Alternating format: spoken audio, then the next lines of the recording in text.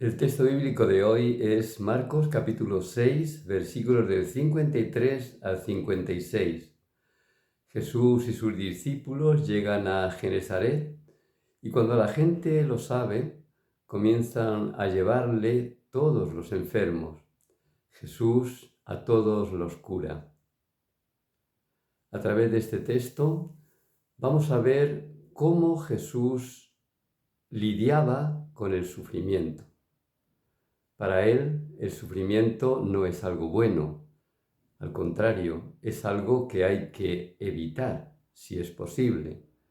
Concretamente, él curaba a los enfermos y cuando llegó el momento de su sufrimiento, él pidió a su padre que se lo apartara, concretamente en el huerto de Getsemaní, en el huerto de los olivos. Por tanto, la actitud que Jesús tiene ante el sufrimiento no es de buscarlo ni de desearlo. Ciertamente Él lo abraza cuando llega el momento de su pasión, pero lo abraza no porque sea bueno, sino por amor.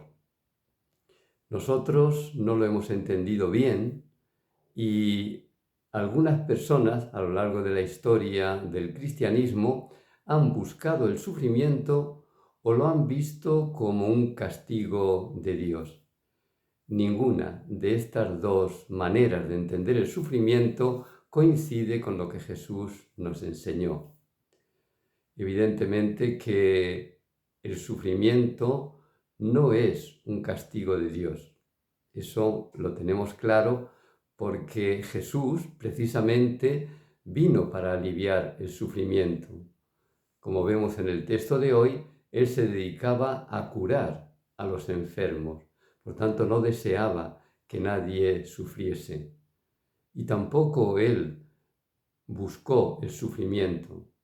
Por tanto, las personas que entienden que hay que buscar el sufrimiento como medio de santificación, quizás no están entendiendo bien el mensaje de Jesús. A lo largo de la historia del cristianismo, el sufrimiento se ha considerado como algo necesario y útil para nuestra santificación. Incluso se buscaba. Recordemos aquellas personas que se martirizaban a sí mismos, que buscaban mortificar su cuerpo y que buscaban el sufrimiento porque pensaban que así agradaban más a Dios.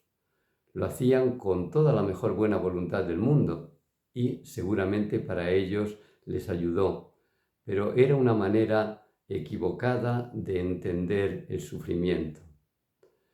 Si miramos cómo Jesús vivió el sufrimiento, vemos que lo aceptó por amor.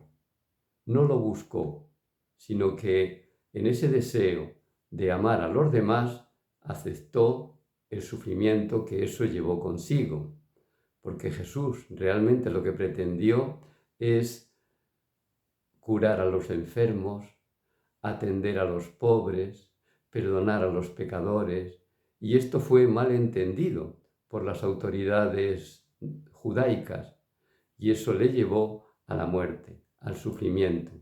Pero lo que Jesús realmente buscó no fue sufrir, sino amar.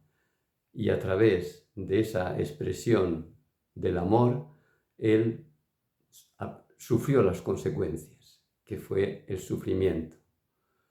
De hecho, los maestros espirituales actuales entienden el sufrimiento así, como algo que no debe ser buscado, sino abrazado cuando nos llega como consecuencia de nuestro amor por los demás.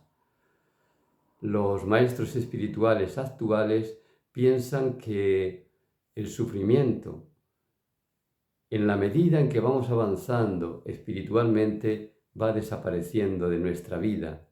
¿Por qué? Porque lo aceptamos, porque convivimos con él sin rebelarnos contra ese sufrimiento y por tanto él ya no tiene tanta fuerza en nuestra vida.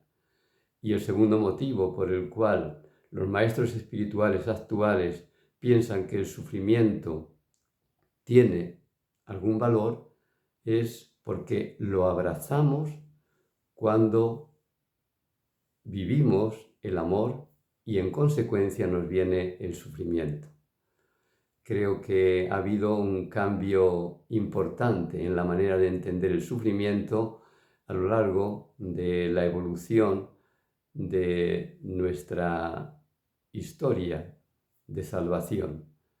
Y yo creo personalmente que esta manera de entender el sufrimiento es más adecuada con lo que realmente Jesús vivió.